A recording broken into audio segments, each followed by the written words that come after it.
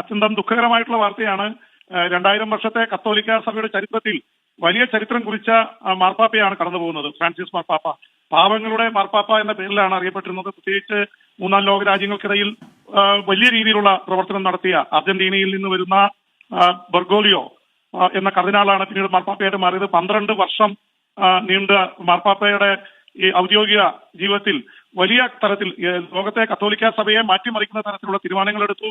പലപ്പോഴും മറ്റു പലർക്കും സ്വീകാര്യമല്ലാത്ത കാര്യങ്ങളിൽ വളരെ ശക്തമായിട്ടുള്ള നിലപാടുകൾ, പ്രത്യേകിച്ച് ഉക്രൈൻ യുദ്ധത്തിനെതിരെ ഇസ്രായേൽ പാലസ്തീനിൽ നടത്തിയ ആക്രമണത്തെ ഏറ്റവും ശക്തമായ ഭാഷയിൽ അപലപിക്കുക മാത്രമല്ല യുദ്ധം നിർത്തണമെന്ന് അതിശക്തമായിട്ട് ആവശ്യപ്പെടുകയും ചെയ്ത മാർപ്പാപ്പ.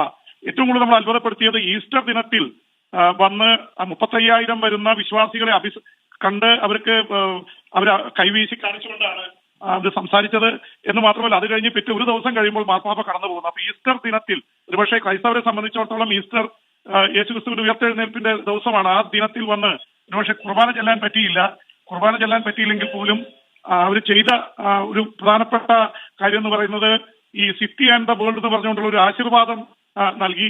ആ ആശീർവാദം നൽകുന്ന ചടങ്ങാണ് പങ്കെടുത്ത ശേഷമാണ് കടന്നുപോയത്. എന്തായാലും വലിയ തരത്തിലുള്ള ഒരു ലോകത്തെ മുഴുവൻ ആശങ്കയിലാഴ്ത്തുന്ന, സങ്കടപ്പെടുത്തുന്ന ഒരു കാര്യമാണ് ഉണ്ടായിട്ടുള്ളത്.